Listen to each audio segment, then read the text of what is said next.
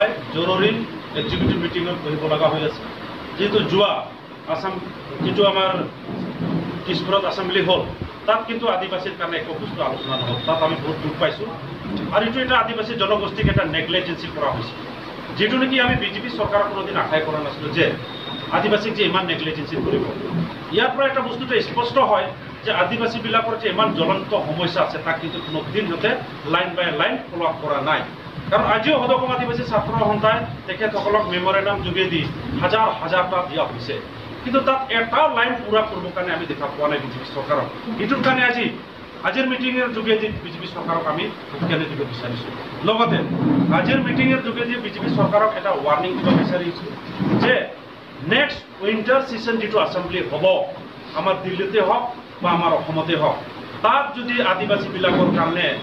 ST কৰণৰ পৰা নিদিয়ে বা ST বিল পাছ নকৰাই তেতিয়াহ'লে কিন্তু বিজেপিকটো আগতে কৈছোঁ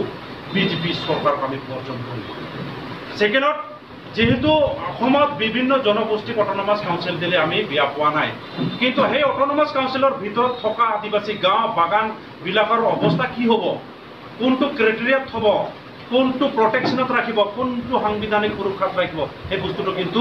কোনোদিন আমাৰ লগত আলোচনা নকৰিলে বিজেপি চৰকাৰে হওক বা ষ্টেট চৰকাৰে হওক নিজৰ মতে কাম কৰি পেলাই এই অট'নমাছ কাউন্সিলবিলাক ডিক্লেয়াৰ কৰিলে আজিলৈকে কিন্তু তেখেতসকলে এই হিচাপত তেখেতসকলে আমাৰ লগত বহিব লাগিছিল আলোচনা কৰিব লাগিছিল আজি তেখেতসকলে কিন্তু আমাক কোনোদিন ইম্পৰ্টেঞ্চ নাভাবিলে গতিকে আজি বিজেপি চৰকাৰক আমি আজিৰ সভাৰ যোগেদি আমি ৱাৰ্ণিং দিব খুজিছোঁ এনেকুৱা যাতে আৰু কাম নকৰক নহ'লে নেক্সট এনেকুৱা কাৰ্য কৰি দেখা পাওঁ তেতিয়াহ'লে অসমত জংগী আন্দোলন কৰিবৰ কাৰণে আমি বাধ্য হৈ যাম আজিও স্পষ্ট কৰি আছোঁ নেক্সট এছেম্বলিৰ আগে 21ৰ আগে আদিবাসীক যদি ST নিদিয়ে যেহেতু আদিবাসীবিলাকক একো দিয়া নাই মাটিৰ সুৰক্ষা দিয়া নাই যিটো নেকি মাটিৰ এক্ট 1886 চেপ্টাৰ 10 যিটো আমাৰ মাটিৰ ৰাইট আছে অধিকাৰ আছে সেইটোতো হস্তক্ষেপ কৰি লৈছে কিন্তু কিয় আমাৰ আদিবাসীৰ কাৰণে দিয়া নাই আৰু এই যিটো ৰাইটটো কিয় ইমপ্লিমেণ্টেশ্যন কৰা নাই গোটেই অসমত খালি নামৰ কাৰণে কাগজত লিখি পেলাই থৈ দিলে নহ'ব গতিকে ঠিক তেনেকেই আজি বাগানৰ হাজিৰা বঢ়া নাই বাগানৰ হাজিৰা কিয় বঢ়াব পৰা নাই তেখেতসকলে নিজে কৈছিলে 350ৰ ওপৰত দিম আৰু যিটো যুক্তিমূলক হিচাপত আইনৰ হিচাপত ন্যূনতম হাজিৰা হিচাপত আজি আমাৰ মানুহে বাগানত কাম কৰা ৱৰ্কাৰ্ছবিলাকে 350 টকা পাবই লাগে আৰু এইটোৱে আমাৰ দাবী হয় লগতে বাগানত থকা মানুহবিলাকক কমচে কম 1 বিঘাকে মাটিৰ পাট্টা আৰু মাটিৰ চাৰিসীমা দেখাই দিব লাগে অন্যথা আমি বিজেপি চৰকাৰৰ লগত এটা বস্তু কম্প্ৰমাইজ নকৰোঁ আমাক যেহেতু বিভিন্ন অট'নমাছ চেটেলাইট কাউন্সিল যিটো অট'নমাছ কাউন্সিলৰ আণ্ডাৰত আছে আমাৰ মানুহবিলাক কাৰ্বি আংলঙত কাৰ্বি অট'নমাছ কাউন্সিলতো আমাৰ আদিবাসী আছে ৰাভা হাছাঙতো আমাৰ আদিবাসীবিলাক আছে BTCতো আমাৰ আদিবাসীবিলাক আছে মিচিং অট'নমাছ কাউন্সিলতো আমাৰ আদিবাসী আছে সেইটোৰ কাৰণে আদিবাসীবিলাকক আদিবাসী অট'নমাছ চেটেলাইট কাউন্সিল আমাক দিব লাগে অন্যথা আমি একো কম্প্ৰমাইজ কৰিব নোৱাৰিম কাৰণ যেহেতু সকলো জনগোষ্ঠীক ডেভেলপমেণ্ট কাৰণে ইম্প্ৰুভমেণ্টৰ কাৰণে প্ৰটেকশ্যনৰ কাৰণে যদি অট'নমাছ কাউন্সিল দিছে তেতিয়াহ'লে আমাৰো ডেভেলপমেণ্ট লাগে আমাকতো সংবিধানিক সুৰক্ষা লাগে এইটোৰ কাৰণে আমাক আদিবাসী অট'নমাছ চেটেলাইট কাউন্সিল আমাক দিবই লাগে আৰু আজি এই মিডিয়াৰ যোগেদি আমি শুকাই দিব খুজিছোঁ যিবিলাক আদিবাসী MLA MP আছে আৰু যিবিলাক আমাৰ মিনিষ্টাৰ হয় তেখেতসকলে কিন্তু বিভিন্ন জনগোষ্ঠীক অট'নমাছ কাউন্সিল দিয়াত ছাপোৰ্ট কৰিলে ঠিক আছে ভাল কথা কিন্তু আমাৰ জাতিৰ কাৰণে অট'নমাছ কাউন্সিল হওক সাংবিধানিক সুৰক্ষাৰ কথা কিয় দাঙি ধৰিব নোৱাৰে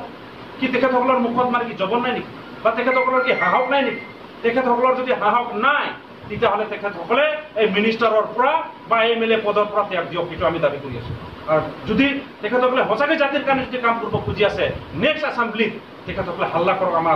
আদিবাসী হৈ পেলাই আজিলৈকে এটা শব্দ কোৱা নাই আদিবাসীক যে ST দিব লাগে বুলি সেইটোৰ কাৰণে আমি কৈ দি আছোঁ তেনেকুৱা MLA আমাৰ কাৰণে থকাতকৈ নাথাকাই ভাল আৰু এইবিলাক MLAক আমি কেতিয়াও আমি মানি ল'ব নোৱাৰোঁ নেক্সট ইলেকশ্যনত কিন্তু এই নিচিনা MLA বিলাকক আমি সমষ্টিৰ পৰা আমি তেখেতসকলক আমি খেদাই দিবৰ কাৰণে আমি বাধ্য হৈ যাম লগতে আজি বিজেপি চৰকাৰে ইমান ভাল স্কিমবিলাক ঘোষণা কৰিলে কিন্তু আদিবাসীৰ নামত এটাও নাই কিয় আমি বাৰে কৈ আছোঁ যে আদিবাসীৰ কাৰণে ছেপাৰেট ডাইৰেক্টৰেট দিব লাগে ছেপাৰেট আমাৰ বৰ্ড হ'ব লাগে ছেপাৰেট আদিবাসী ৱেলফেয়াৰ বৰ্ড যিটো বনাব লাগে সেইটো কৰিব লাগিব তেতিয়াহে আদিবাসী ডেভেলপ হ'ব নহ'লে আজি চাওক ভাৰত স্বাধীন হোৱাৰ 73 বছৰ হৈ গ'ল কি ডেভেলপ হ'ল আপোনালোকে চাওক না কওক কোনটো গাঁও আমাৰ আদিবাসী ডেভেলপ হৈছে কোনটো বাগানৰ মানুহে ডেভেলপ হৈছে একো হোৱা নাই উল্টা আমাৰ মানুহবিলাকে ডে বাই ডে স্লেভ লেণ্ডলেছ হোমলেছ হৈ আছে এইটো কাৰ ভুল আমাৰ ভুল নেকি তেখেতসকলে সাহস গোষ্ঠী হয় তেখেতসকলে ৰুলিং গভৰ্ণমেণ্ট হয় তেখেতসকলে কৈছিলে सबसे पहले हम लोग गरीबी के लिए काम करेंगे तो कौन बोले কি করলে কোনটো সিম্বল আছে কোনটো সাইন আছে আমাক দেখাই দিও এটাই মানে কিন্তু হেতু নকৰি পেলাই কি কৰিছে বাগানত মোবাইল দিছে বিনামূল্যে চাউল দিছে রাস্তা দিছে ওয়েলকাম ভাল কথা আমি তো একটু দাবি তো করা নাছিল আমার মেমোরান্ডামত দিতে নাছিল না আমি তো এসটির কথা লিখছি স্যাটেলাইট কাউন্সিলের কথা লিখছিল মাটির পাট্টার কথা লিখছিল যেটা কি করব কারণ দেখো তো বলে হাওয়া গোষ্ঠীর মানুষ রুলিং গভর্নমেন্ট হয়ে পেলাই কিছু দিব কারণে কি সাহস করা নাই এই প্রশ্নের উত্তর দিব পারবে না বিজেপি सरकार গতিকে মোদী কব খুঁজি আছো যেহেতু आपने तो पहले ही बोला था झार में कि आप लोग का जो एसटीकरण का जो डॉक्यूमेंट्स है उसको मैं कैबिनेट में ऑलरेडी पूरा किया है तब तो अभी तक क्यों रुका हुआ है क्यों डिक्लेरेशन करने के लिए आपका जो हिम्मत नहीं हो रहा है तो उसको हिम्मत जुटाओ क्योंकि आपने बोला था ना आपने प्रॉमिस किया था वादा किया था गरीबी के लिए काम करेंगे where there what happened about गरीबी सबका साथ सबका विकास কত হল আমাক তো টোটালি নেগলিজেন্সি করা হল না বেলেগক অটোনমাস কাউন্সিল দিলে বেলেগক বিটিআর দিলে আমি বিয়া পোৱা নাই ওকে ঠিক আছে তোর ফান্ডামেন্টাল দাবি হিচাপত দাবি করলে পালে বাট আমার ফান্ডামেন্টাল রাইটের কথা কি হল বিজেপি সরকার ফান্ডামেন্টাল কথাটো কি করলে আজি আমার মানুষ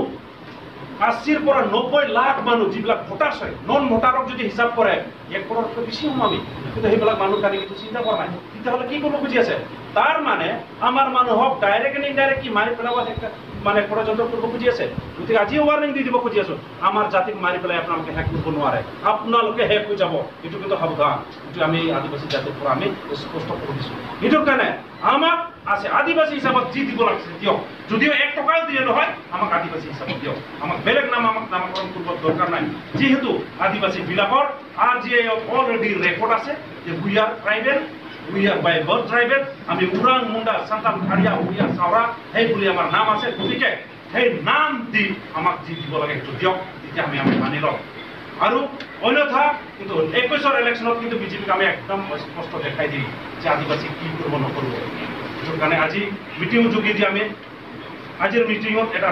ষ্ট্ৰিক্ট ডিচিশন ল'ম যে যি ডিচিশনৰ মতে আমি গোটেই অসমত আমাৰ আদিবাসীবিলাকক কেনেকৈ একতা কৰিম আৰু কেনেকুৱা এটা পলিটিকেল যিটো গ্ৰাউণ্ড আমাৰ যিটো আদিবাসীৰ নাই পলিটিক্স সদায় আমাৰ ওপৰত কৰি আছে সেই পলিটিক্স কৰাটো আমি বন্ধ কৰিম লগতে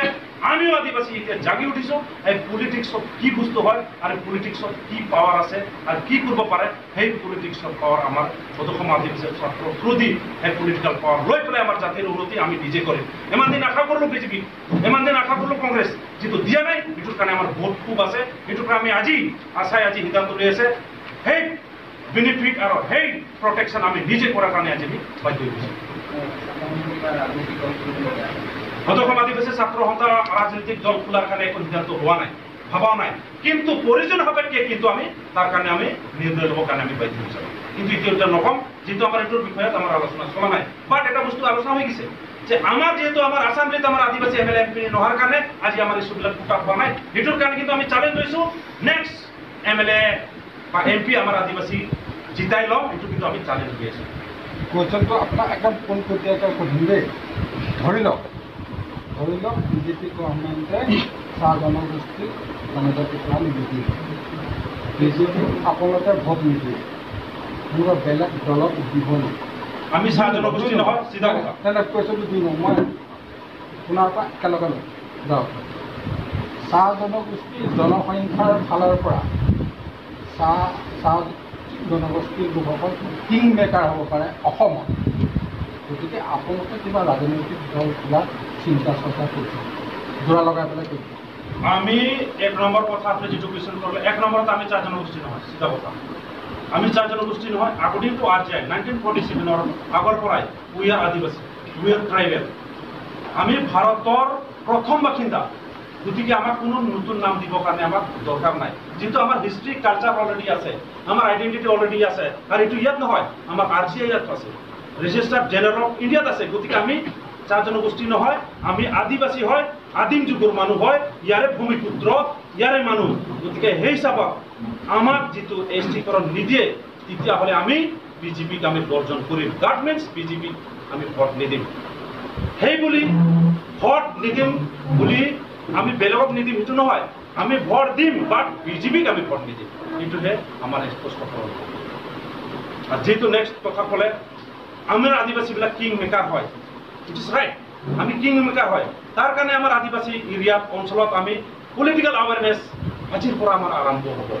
পলিটিক্যাল আৱেৰনেছ পলিটিক্যাল সজাগতা আমাৰ আৰম্ভ হ'ব তাৰ যোগেদি যেহেতু আমি কিং মেকাৰ হয় সেই বস্তুটো আমি আমাৰ পাব্লিকক আমাৰ ৰাইজক আমাৰ ভাই বন্ধুসকলক আমি এইটো বুজাই পেলাই লৈ যাম আৰু 21লৈকে আমি একেবাৰে স্থান দিব পৰাকৈ আমি ঠিক কৰিম